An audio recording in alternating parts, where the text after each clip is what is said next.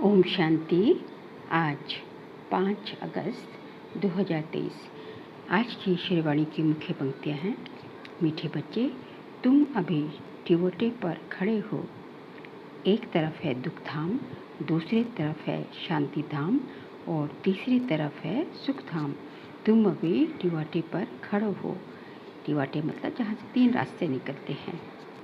एक तरफ है दुख धाम, दूसरी तरफ है शांति धाम और तीसरी तरफ है सुख धाम।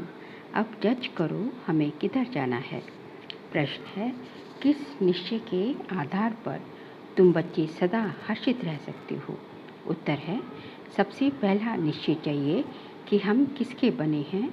बाप का बनने में कोई वेद शास्त्र आदि पुस्तकें पढ़ने की दरकार नहीं। दूसरा निश्चय चाहिए कि हमारा कुल सबसे श्रेष्ठ देवता कुल है। इस स्मृति से सारा चक्र याद आ जाएगा। बाप और चक्र की स्मृति में रहने वाले सदा हर्षित रहेंगे।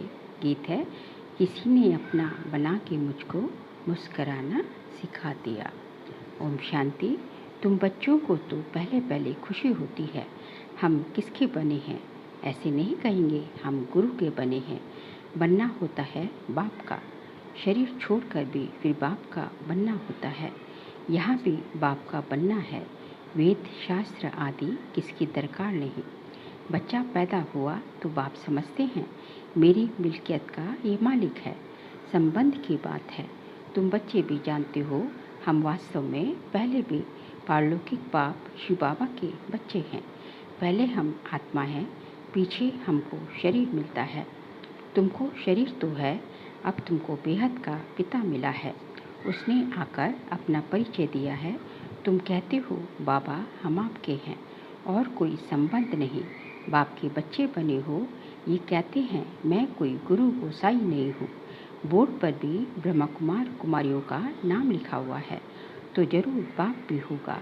लिखते हो हम ब्रह्मा कुमार कुमारियाँ हैं। ये संबंध हुआ ना, माँ बाप का संबंध चाहिए। गाते भी हैं तुम माता पिता हम बालक तेरे। आत्मा को जैसे वह अविनाशी याद है। हम आपके जब बालक बनेंगे तब हम वर्षा लेंगे। अभी तुम जानते हो हम माता पिता के बने हैं। हम शिव बाबा के बच्चे हैं तो जरूर बाप और वर्षा याद आता है। तुमको कोई पुस्तक आदि नहीं पढ़ाई जाती, तुमको सिर्फ निश्चय कराया जाता है। बाप के बने हो तो अब उनको याद करो। आगे बाबा कहते हैं, बाप कहते हैं मेरे को याद करने से तुम ऐसा लक्ष्मी नारायण बनेंगे। कितनी सहज बात है। विशाल बुद्धि होना चाहिए ना। और तो कुछ नहीं समझाते हैं, सिर्फ अपने कुल की बात ही बतलाते हैं कि कैसे हम 84 के चक्र में आते हैं। बाकी वेद शास्त्र आदि पढ़ने से भी तुमको छुड़ाते हैं। बाप को ही याद करते रहना है।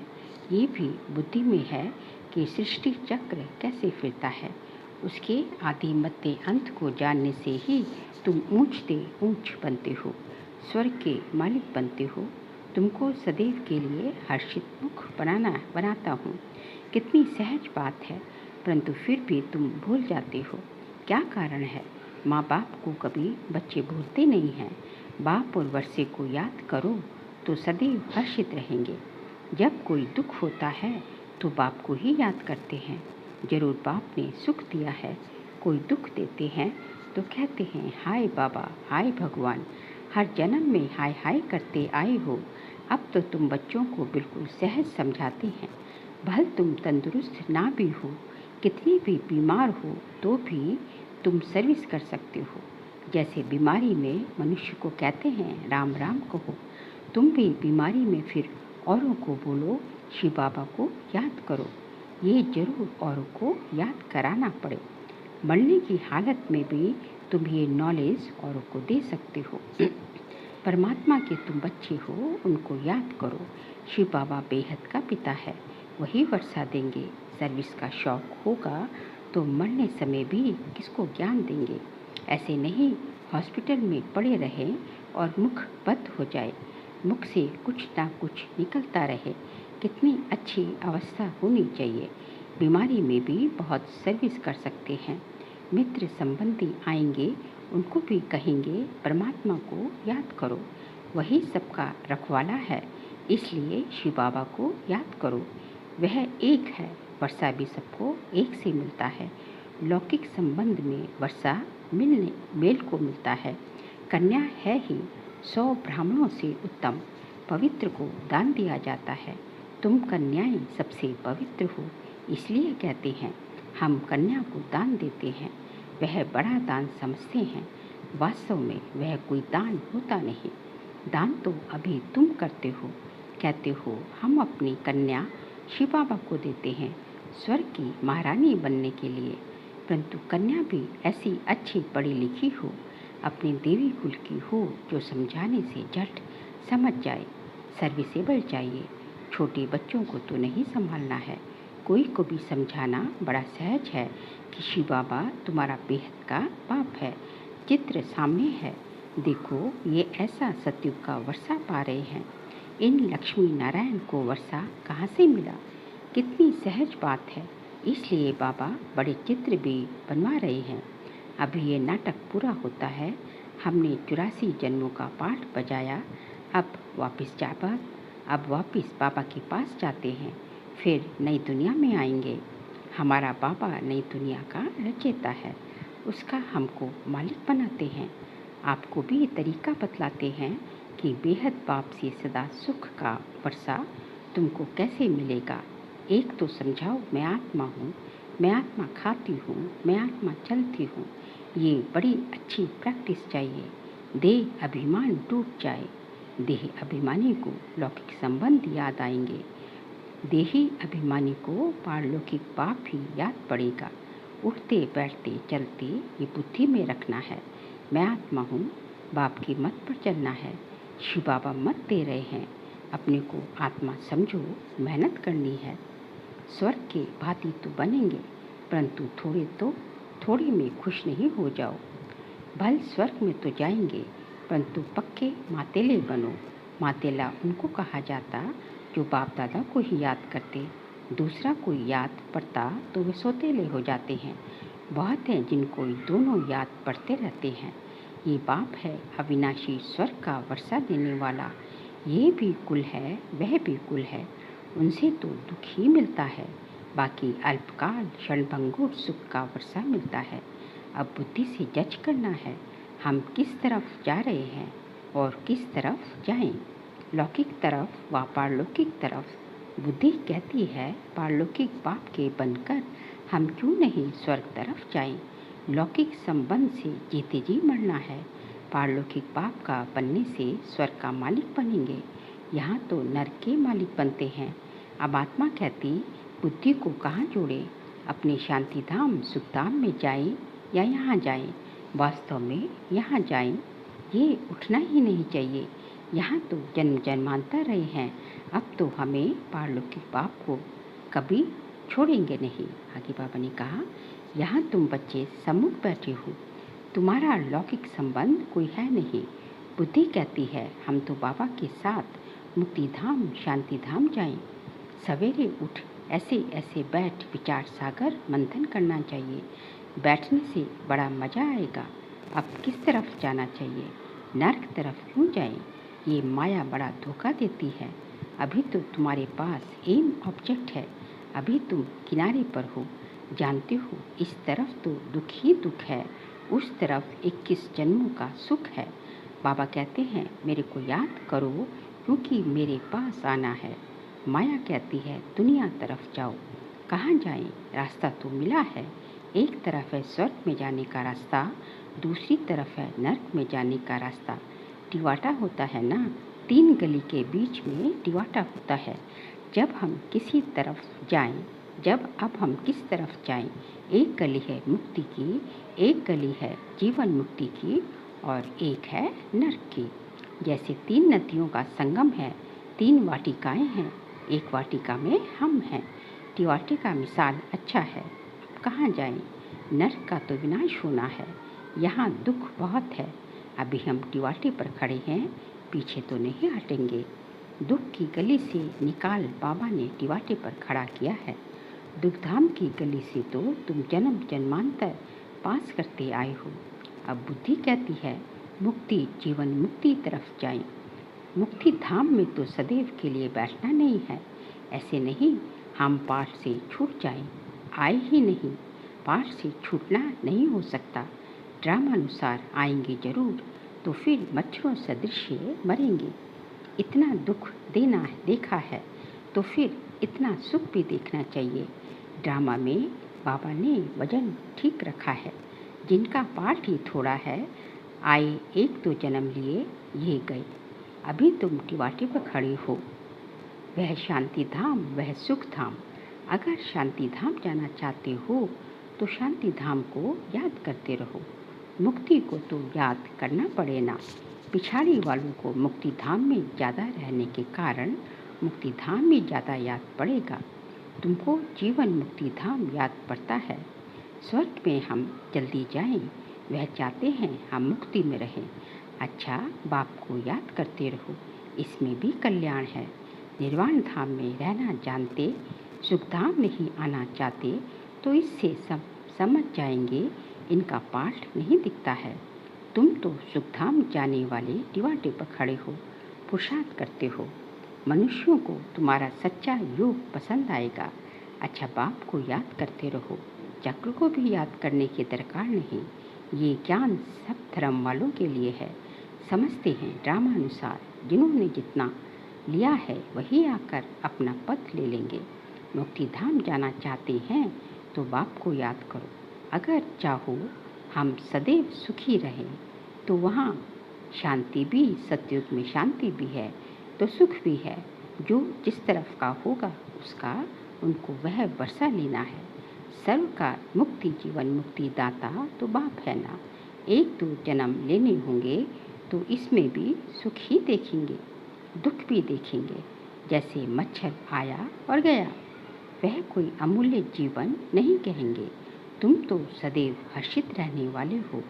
तुम लाइट हाउस हो खड़े हो, दोनों रास्ता दिखा सकते हो। चाहे मुक्ति धाम चलो, चाहे मुक्ति जीवन मुक्ति, दोनों को याद करो। इसमें शास्त्र आदि पढ़ने की कोई दरकार नहीं। कुमारियों के लिए तो बहुत सहज है, क्योंकि सीढ़ी नहीं चढ़ी है। छोटेपन में पढ़ना अच्छा होता है, क्योंकि बुद्धि अच्छी होती है, कोई की याद नहीं रहती। तुम सब कुमारियाँ हो, तुम्हें और कुछ करना नहीं है, सिर्फ पढ़ाई में लग जाओ, बस बेड़ा पार है। ये बातें बेहद का बाप ही समझाते हैं, जो फिर हमको स्वर्ग का मालिक बनाते हैं। चित्र भी हैं, हमको ऐसा बनना है। बाबा कहते हैं इस पढ़ाई से तुम सो देवता बनेंगे। अभी ये खेल पूरा होना है। मनुष्य तो घोर अंधियारे में पड़े हैं, तुम अब सुजरे में हो। बाबा ने आकर नींद से जगाया है। ये बुद्धि को, आत्मा को जगाया जाता है। बाप आकर के जगाते हैं। जागो, सुखधाम के लिए पुरुषार्थ करो। जो तुम्हारे कुल के होंगे वह आते रहेंगे, बुद्धि को पाते जाएंगे। तुम्हारी प्रजा कितनी बनती है तुम हिसाब लगा सकते हो। नहीं, कोई कितना सुनते हैं, कोई थोड़ा सुनकर चले जाते हैं। हिसाब थोड़े ही निकाल सकते हैं। बड़ी माला, छोटी माला, साहूकार, प्रजा कैसे बनती है, कौन बनते हैं, वह सब बुद्धि में है। मनुष्य मुख्य सूर्यवंशी महाराजा महारानी कौन बनेंगे, फिर चंद्रवंशी कौन बनेंगे, कितनी प्रजा बनना है, सब बातें तुमको यहाँ बतलाई जाती हैं। सारे झाड़ अथवा सभी धर्मों के चक्र के बीच से कैसे टालियाँ, पत्ते आदि निकलते हैं। अभी भी पत्ते निकलते रहते हैं। वहाँ निराकारी दुनिया एकदम खाली हो जाएगी, फिर विनाश होना चाहिए। बड़ी लड़ाई में करोड़ों मरेंगे होंगे, अनगिनत।